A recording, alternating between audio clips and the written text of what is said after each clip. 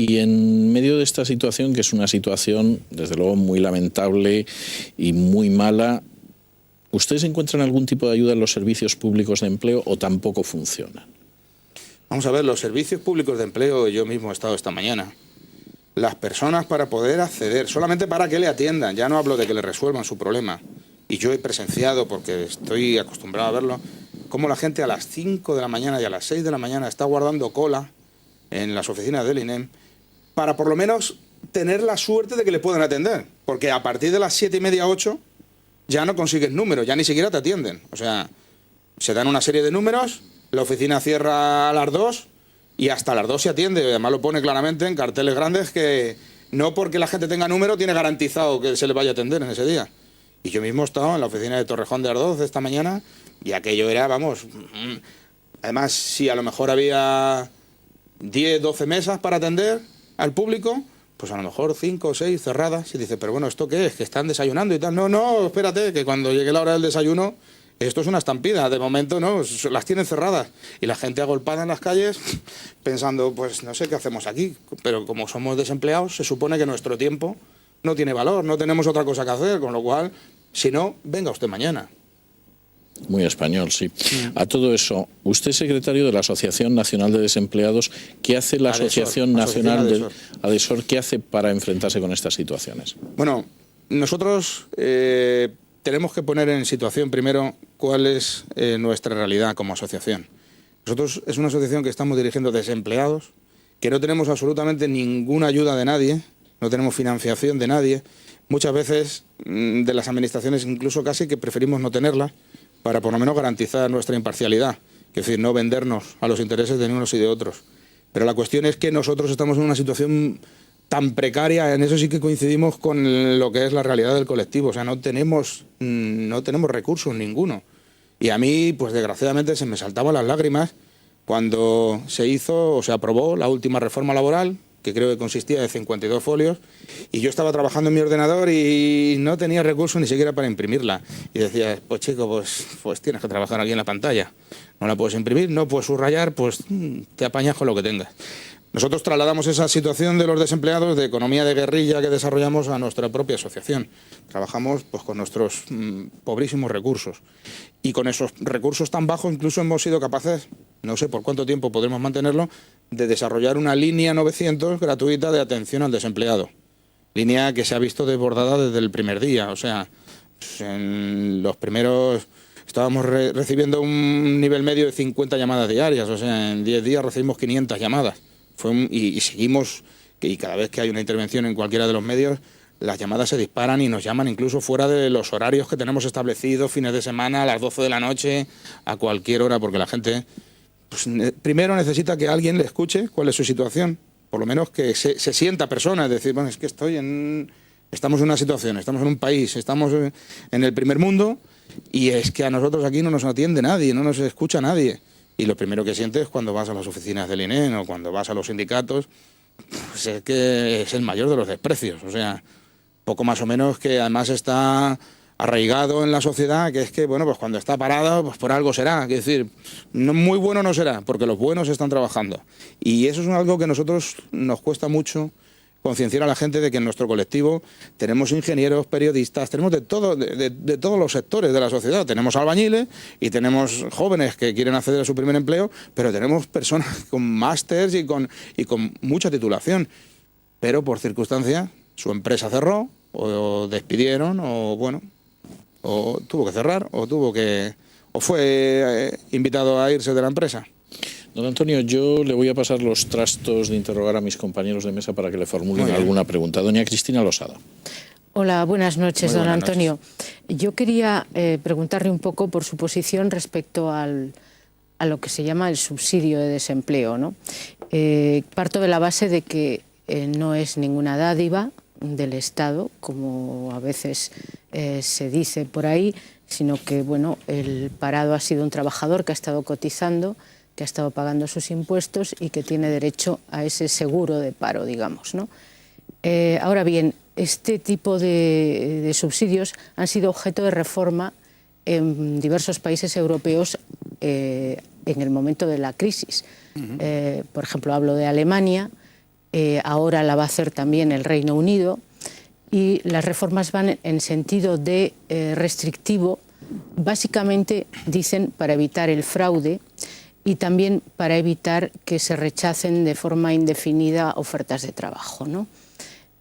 Yo quería saber si ustedes tienen alguna posición respecto a esto, si creen que ese tipo de reformas son útiles y serían necesarias hacerlas aquí en España. Hombre, yo partimos de la base de que todo el problema en conjunto del empleo, o del desempleo en este caso, de la crisis, de los modelos de contratación, todo eso debería de hacerse una profunda y revisión de ese tema. La cuestión, evidentemente, como le comentaba antes, es que hay muchísimas situaciones, cada una son distintas, cada problemática es muy concreta. Lo que sí yo parto de la base es que el que está desempleado lo que quiere es trabajar. No quiere que nadie le mantenga, ni quiere vivir en una situación de constante subvención, porque hay una cuestión importante para todos los seres humanos, es la autoestima. Quiero decir, a nadie en su autoestima le gusta, salvo raras excepciones, casi nadie diremos entonces, le gusta que le mantengan. O sea, quiero decir, él quiere sentirse realizado y trabajar para lo que se ha preparado, ¿no? Y de hecho, quieres trabajar para lo que te has preparado. Tampoco, lo que pasa es que por situación desesperada, pues si no hay de lo que tú eres especialista, pues bueno, pues como se suele decir, pues como si hay que coger una escoba, a nadie se le caen los anillos. Pero evidentemente, cuando alguien recurre a eso, no es por gusto, es por pura necesidad y desesperación. Entonces, habría que analizar profundamente el tema de los subsidios, porque yo, por ejemplo, que no tengo ningún subsidio, que llevo ya 1 año y medio desde que tuve que cerrar mi tienda y que encima arrastro una deuda de la tienda, porque si no la pago, lo que me quitan es mi propiedad, es mi casa, me voy a la calle con mis hijos, pues yo tengo que vérmelas, inventármelas, buscarme la vida, como se suele decir, para poder seguir viviendo y sacar a mi familia adelante. Es decir, yo no vivo de las dádivas de nadie, ni aunque hubieran sido cotizadas por mí en otro tiempo y estuvieran ahí acumuladas y me correspondieran en derecho. Quiero decir, lo que yo quiero y lo que yo reclamo, el colectivo en su inmensa mayoría, reclamamos un trabajo, queremos sentirnos útil, queremos volver a ser personas, porque hemos perdido hasta esa identidad. Don Uriel Macías. Buenas noches, don Antonio. Muy buenas Usted noches. antes comentaba que la nueva ley, la reforma de la ley electoral, la ley laboral, no le convencía, que tenía muchos peros, que era muy globalizadora en algunos aspectos. ¿Cuáles son las líneas principales de por dónde debería ir, según usted, esa reforma laboral? Y sobre todo, en particular, lo que más les inquieta a ustedes, que es el tema del tratamiento del desempleo. En general, la reforma laboral y el tema del tratamiento del desempleo. De hecho, tiene que ser muy general porque entrar en profundidad claro, nos llevaría muchísimo tiempo y es muy complicado en televisión. Nosotros, una de las cosas que nosotros pretendemos implantar es la idea de que el mercado laboral se activa cuando se activa la economía de un país. Quiero decir, si en la economía del país presentar unas expectativas en las que yo voy a montar una empresa y tengo, pues cierta solvencia de que esa empresa va a funcionar y va a generar beneficios, pues yo me puedo plantear como paso siguiente contratar a una serie de personas para que desarrollen esa actividad y esa empresa. Evidentemente, es un error incidir solo sobre las políticas de búsqueda o creación de empleo si no pensamos en fomentar a la empresa y la inversión en empresas y en infraestructura, digamos, para que los propios desempleados se puedan integrar en esa estructura empresarial. Entonces, yo creo que una de las cosas que habría que analizar y que hay vacíos ahí que no se acometen, es que si yo tengo una capacidad y este señor tiene otra capacidad y tenemos más personas y tenemos un empresario que tiene una idea que unificando esas o aunando, esas capacidades de esas distintas personas que nos englobamos en ese proyecto, pudiéramos echar a andar ese proyecto, pues evidentemente usted tendría que tener unos beneficios fiscales para incentivar a esa inversión. Usted no va a contratar de repente a 3 o 4 personas si no tiene un mínimo de viabilidad de que esa empresa pueda funcionar. Y se lo digo yo, que tuve una empresa que tuve que cerrar después de 4 años y asumir unas pérdidas de 180.000 euros. Entonces, claro, me parece muy riesgoso también, o muy arriesgado, inculcar al desempleado hacia la idea de que genere su propio empleo, que invierta y que se haga emprendedor y que se haga empresario y que él por lo menos garantice su propio empleo. Bueno, pues yo todo eso digo sí, pero con reservas. Quiero decir, yo mismo monté la empresa, no tuve, yo era, bueno, entiendo que soy un profesional en mi campo, pero montar una empresa y sacar una empresa adelante, desde hace mucho tiempo tengo asumido que no es solo ser especialista en tu campo. Tienes que saber de todo, de marketing, comercialización, fiscal, laboral, tienes que tener una serie de conocimientos o una serie de capacidades para tener unos asesores que por lo menos te guíen en los campos que tú no dominas, que yo creo que eso es lo que no se produce demasiado. Por eso cuando hay algunos nichos empresariales que precisamente lo que hacen es eso, encauzar el desarrollo y la creación de una empresa, aunque sea a través luego de microcréditos y demás, pues yo creo que es las fórmulas por lo menos más solventes, pero eso no es para todo el mundo tampoco. Es decir, no todos los desempleados tienen esa capacidad o esa visión de decir, o esa motivación de decir, bueno, voy a arriesgarme. Y como hice yo en mi caso, que lo arriesgué todo, rompí hasta las huchas de mis hijos para poder desarrollar el negocio, que además cada día fue una bola que cada día me reclamaba más y más inversión, más inversión, más inversión.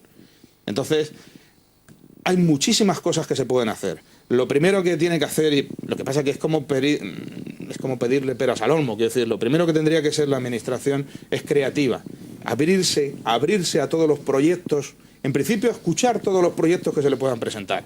Yo mismo, antes de acceder a esta asociación, yo fui tanto a mi ayuntamiento como a la Comunidad de Madrid y tal, para presentarles un proyecto que en definitiva, bueno, pues se podía vertebrar como una asociación, pero se podría vertebrar también como una iniciativa del área de comercio, ¿no?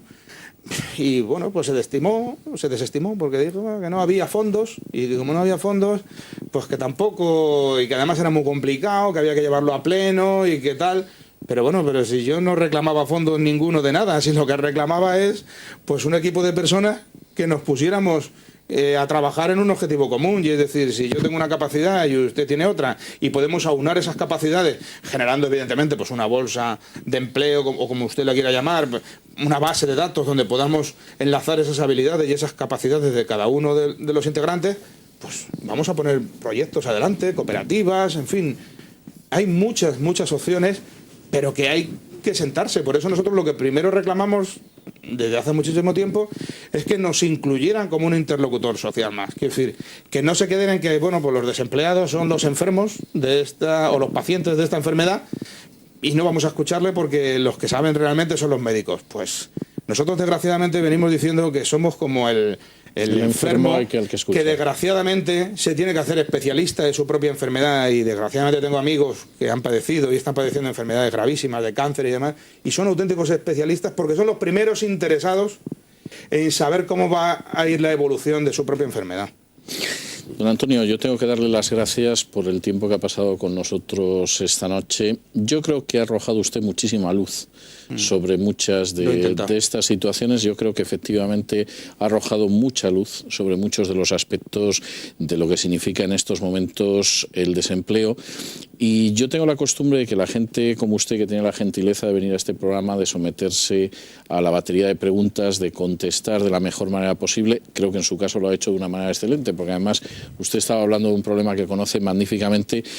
Suelo tener el detalle de regalarle uno de mis libros. Por supuesto no está obligado a leerlo, es simplemente un pequeño detalle por haber estado con nosotros. Y por cierto es un libro que todavía no está en las librerías, que aparecerá la semana que viene y que es el tercer volumen de la historia de España que ha escrito Federico Jiménez Los Santos y un servidor. Muchísimas gracias y espero que la próxima vez que nos veamos podamos escuchar que no está usted en la situación en la que está, que les han escuchado y que desde luego el problema es un problema que ha quedado en el pasado y está usted ayudando a otros desempleados, pero ya en una situación mejor. Muchas gracias y muchas gracias por todo.